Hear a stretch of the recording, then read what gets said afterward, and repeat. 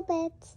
Hi, my name is Stephanie. I'm Ayesha, and welcome to the Little Bits of Language channel. And this video is part of our therapy series. Today we have an exciting topic to discuss: the power of play therapy within the context of speech therapy. Right, and we're super excited to be able to have these opportunities to talk to any of you really about any of the strategies that we use as speech language pathologists to help children of all ages develop speech and language skills. But before we get into the details of today's topic, make sure to like and subscribe to this video so you don't miss out on any new content. Right. Yeah, we cover topics such as language development, speech therapy, reading skills, and probably a lot more that you don't really think about when it comes to childhood development. In the description below, you'll find a link to our website, littlebitsoflanguage.com, as well as links to our Instagram and TikTok. Don't forget to check those out for free access to bonus content that we'll be posting there. Yeah, check those out. And it's something that we work hard to keep up with because we really want to try to help others learn what a speech language pathologist really is or does. So that might sound like, long words all put together, but that is our official title. We are licensed speech language pathologists. But really, when you look at the general idea of it, we are communication specialists that can help people of all ages. We specifically have really targeted our skills and honed them in for children of all ages, and that can even work up to transitioning into adulthood. So if a child qualifies for speech therapy, we'll often use a therapy or technique called play therapy. Yes, which sounds fun, right? But to many, play therapy might look like we are just sitting there playing with a child. So we really want to get into why this would be helpful. Yeah, we should start off by telling you that playing is how children learn. Play helps with cognitive development, intellectual development, language development, social emotional skills, and harnessing that power, the power of play therapy within the context of speech therapy is really one of the most powerful tools we have to teach communication. Yeah. So the video that we want to talk to you about that we will be playing soon will be talking about showing a child really that's playing with a pop-up toy. And when you look at it, it might not look like anything complex, but it is something that would probably be pretty natural in a child's environment. And so blue, yellow, green, red, blue, yellow, green, red, blue, yellow, green, green.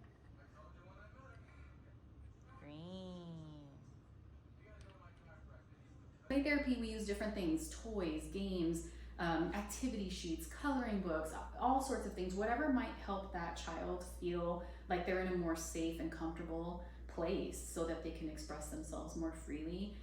The toys or activities we might be using are just a tool to help us target specific skills within a natural environment. Yeah, for sure. Play helps kids develop foundational skills that are necessary for language development. So what is the difference between playing at home versus playing during speech therapy? During speech therapy, a speech language pathologist can use their knowledge of the skills that child is working toward. We will assess whereabouts they're at as far as their functional level, no matter their age, just what skills are they currently presenting, and then we can use our education, our knowledge base to be able to challenge them enough to where we can try to work on skills that are a little bit higher than what they might be doing then. And so we're using our expertise and our skills in that moment, right then and there, to determine the best concepts and skills to target that are developmentally appropriate for that child. And that might sound like a big phrase, but basically just meaning, again, no matter their age, just what are they doing right now and what skills can I maybe get them doing that maybe they aren't doing yet. So we're trying to work within their level during that play session. That's right, and it's important to remember that speech is kind of like a staircase. Speech and language is kind of like a staircase. You have to build certain skills to get to the next skill. So we're not only able to identify what's appropriate to work on, but we're also able to identify next steps, the appropriate next steps. We're also able to talk about language disorders, recommend appropriate therapies, techniques, communication systems, and information that might help you at home. Yeah, because that's really the big thing, right? Sure, you can go to another place to target certain skills, but why not do that within your home and on your time when you're already there, maybe playing with your children or other children? So we really want to look at for a video today, we really want to check out what an actual speech therapy session would look like. And again, that can be in any place. It's just more that you create the setting that does help you get that actual specialized care going. And so in the video that we're gonna watch, we're gonna see two children. One is 5 and the other is 2.5 years old. And you'll get to see varying levels of communication. We have one child, the older child, is pretty verbal and will use words for the majority of the time to communicate, while the younger child is not using words yet to communicate.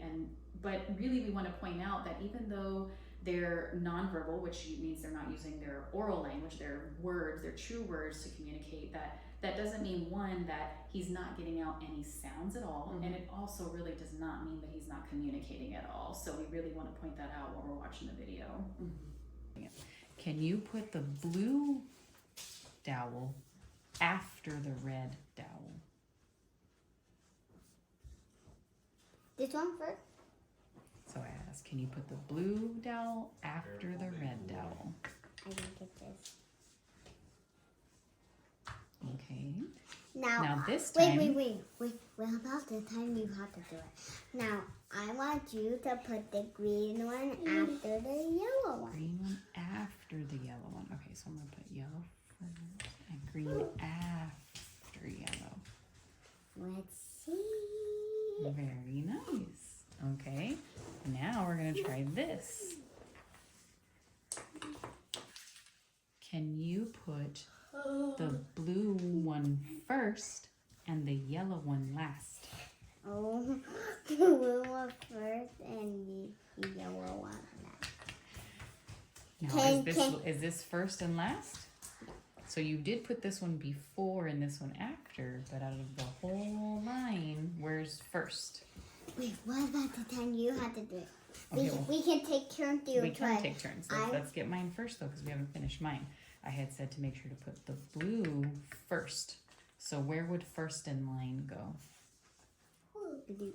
Anywhere here. Where would first be? If you were first in line, who would be the line leader?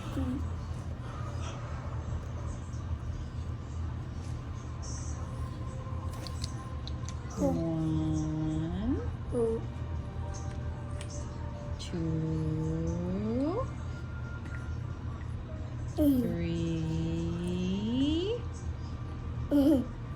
4. Yay! Again? 1,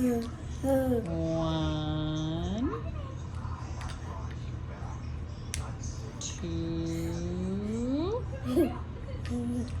3, 4.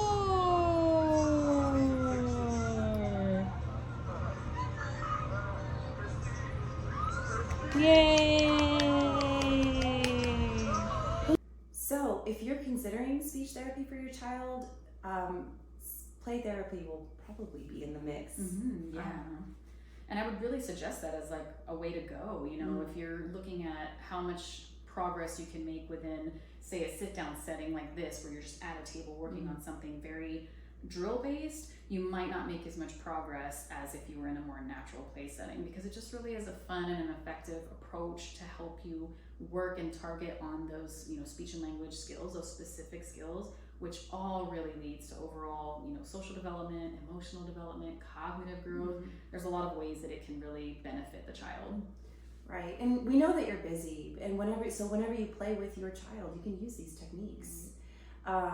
Remember that playing teaches all of the skills that we mentioned and so much more. The session that we watched today is a great example of that. Also remember that not every technique will work for every child. We'll be posting a variety of videos to help you in the home, but going to see a pediatrician or seeking out some advice from a speech language pathologist if you have concerns is always recommended. Overall, we really want to say, again, like, we're trying to get all this information out to families, anyone that's around children that might be looking and monitoring their development. And so we really thank you for joining us today. The more of you that are here to get the information, the more you can help others, the more, and again, it's something free, right? This is free knowledge. It's something that you can have to use. And so we want to make sure it can touch as many people as possible. So if you remember to like this video, subscribe to our channel, recommend our channel to friends or anyone who has children or helps care for children. That really helps us grow and make sure that we can get more of this information to more people.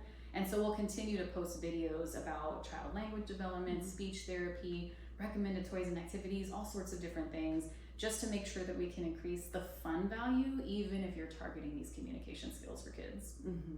Also remember to check out our Instagram page, our TikTok, and our website, littlebitsoflanguage.com, for bonus content. Yes, it's pretty cool. Check it out. And next time, we'll be talking about how a simple game of hide and seek can really be used as a very, very good language opportunity to target different skills. So we'll see you then. Bye.